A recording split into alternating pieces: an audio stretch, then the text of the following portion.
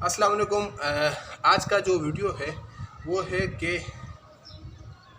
Exercise मैंने लगाया और मैंने कहा चलो यार आप लोगों से मेरी कोशिश भी होता है कि जो टिप्स वगैरह आइडियाज़ होते हैं मैं शेयर साथ में वो भी करते जाऊं। तो हमने करना क्या है कि रमज़ानों के अंदर बहुत से लोग इस तरीके से गलती करते हैं और मेरा ये जहन था, मैंने कहा यार शुरू में बना लेता लेकिन चलो अभी भी कुछ रोज़े रह गए तो मैंने कहा बता दूँ।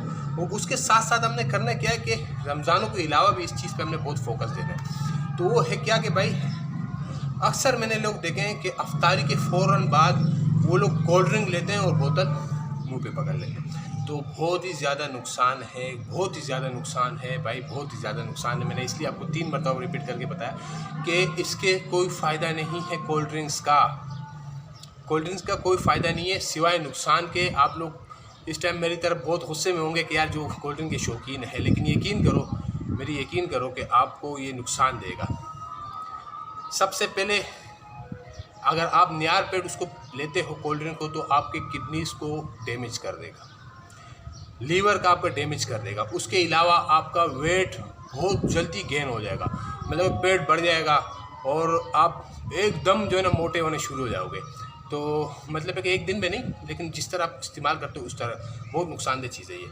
तो मेरे ये जहन में था, मैंने कहा चलो बताऊँ। इससे तो एक दो बंदों को मतलब एक एक्सपायर किए पिछले रमज़ान में एक दो बंदे इससे एक्सपायर भी हुए थे जिन्होंने जैसे अफ्तारी में कोल्ड ड्रिंक लिया तो उनकी किडनियाँ फेल हो गई। तो देखो भाई ये जो चीज़ें हैं इसको हमने बहुत ज़्यादा कोशिश करना है कि अफ्तारी के टाइम पे अगर खजूर मिल जाए तो बहुत अच्छी बात है। एक तो सुन्नत का तरीका है, दूसरा हमारे जिस्म में जो एनर्जी की जो मतलब एक कमी होती है वो पूरी हो जाती है। और उसके साथ साथ हमने क्या करना है, अगर खजूर नहीं है तो फिर सादा पानी पीवे। तो उसके एक तो सवाब सुन्नत का तरीका है, सादा पानी अगर हम लोग पी देते हैं खजूर नहीं है। तो दूसरी बात ये कि पानी भी हमने बहुत या ठंडा पानी नहीं लेना है, नीम गर्म पानी लेना है और 2-4 घूंट करके थोड़ा सा 1-2 नवाले लेके फिर उसके बाद 1-2-4 घूंट और ले लेने। एकदम भी हमने पानी नहीं पीना है। तो उससे ये होता है कि फिर और नुकसानदेह हमारे लिए बन जाते हैं। खाना हम लोग नहीं खा सकते हैं, जिस्मानी कमज़ोरी हो जाती है उसकी वजह से। और उसके अलावा एक और बात था वो भी मैं बता दूं, क्योंकि ईद भी आने वाला है अभी। तो मेरा ये ज़हन था, मैंने कहा चलो आप लोग से इसके रिलेटेड भी बात कर लूँ कि जो ईद के पहले दिन हम लोग क्या करते हैं कि फिर अपने मैदे पकड़ लेते हैं कि भाई मैदा ख़राब होगी। तो देखो माह रमज़ान गुज़रता है और उससे हमें ये मैंने आपको पहले भी इससे पहले वीडियो में बताया था कि रमज़ान के महीने में हम लोग वेट रिड्यूस करना या बेली फैट जो पेट हमारा बड़ा होता है तो उसको हम किस तरीके से आसानी से कम कर सकते हैं।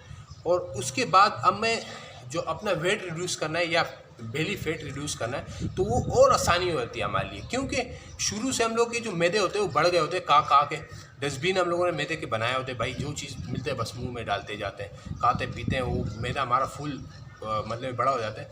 तो फिर जब रमज़ान का महीना आता है तो अल्लाह की तरफ से ये बहुत बड़ा एक नेमत है कि हम लोग भूख का हमें यकीन करो पता नहीं चलता है रमज़ानों के महीने में। एक तो हमें ये आदत सी बन जाती है, दूसरी बात ये होती है कि हमारा सेहत भी खूब अच्छी तरफ जाना शुरू हो जाता है, जिल्द हमारा खूबसूरत होना शुरू हो जाता है। तो देखो बिल्कुल आसान से एक मैं बात बताऊँ ना तो शार्ट बात बताऊँगा कि ईद के बाद मतलब जैसे रमज़ान गुजरता है ईद के पहले दिन या दूसरे दिन हमने बहुत ज़्यादा काला नहीं खाना, मिर्च मसालों वाली चीज़ें हमने नहीं लेने। उससे ये होगा कि हमारा मैदा जो है ना वो उसकी आदत ख़त्म हो गई होती है जो पहले हम लोग रमज़ान से पहले करते हैं। रमज़ानों में हम लोग फिर और तरीके से बन जाते हैं। तो हमने उसी लाइफस्टाइल को अख्तियार करना है जो रमज़ानों के अंदर है। अगर दोपहर का लंच लेते भी हैं तो हल्का फुल्का खाना खाएंगे। उससे ये एक सबसे बड़ी बात तो ये कि हमारा वेट जो है ना हमारे कंट्रोल में होगा। दूसरी बात ये कि रमज़ानों का जो वो होते हैं असर वो भी ज़िंदगी में रहता है और बीमारियों से हम लोग बच के रहते हैं। तो ज़्यादा खाना जो है ना वो इंसान के सेहत को भी तबाह कर देता है और दिमाग को भी जो है ना वो कर लेता है, सुन कर लेता है। कभी आप आजमा के देखना, ज़्यादा खाना और उसके बाद फिर देखना आपका दिल करे कि मैं भी लेट जाऊँ तो लेट के सो जाऊँ। और जो हल्का फुल्का खाना खाते हैं तो वो उससे ये होता है कि जिस्मानी जो एक्टिविटी वो बरकरार रहती है और जिस्मानी हम लोग फिट रहते हैं। तो मैं ये भी नहीं कहना चाह रहा हूँ कि आप खाना नहीं खाएँ, खाना भी खाएँ ईद के दौरान, क्योंकि ईद में बंदा खाता पीता है लेकिन इत्तिदाल से, और अपने सेहत का भी ख्याल रखें। और रमज़ानों के अंदर भी ये कोशिश करें कि कोल्ड ड्रिंक से बिल्कुल ही इसको अवॉइड कर दे, ना पिए। मैं तो आपको यही कहूँगा भाई, कोल्ड ड्रिंक्स ना पिए।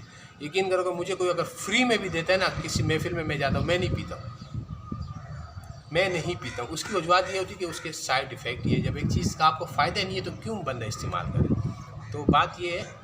और अगर फिर भी आप लोगों को समझ में नहीं आया तो मैं एक शॉर्ट लफ्ज़ जाते जाते आपको समझाऊंगा कि अगर आप कोल्ड ड्रिंक के बहुत शौकीन है और आप सुबह से शाम तक किसी बंदे के साथ काम करते हो तो फिर आप उससे पैसे ना मांगे, उससे अपनी जो सैलरी है वो ना मांगा करें, क्योंकि वो आपका हक है। जब आपका हक है तो आप नहीं मांगोगे तो आपको मेरी बातें भी बुरी लगेगी। इसलिए मैं आपको कहता हूँ कि सेहत का भी आपके ऊपर बहुत बड़ा हक है, तो आप इसको बर्बाद ना किया करें।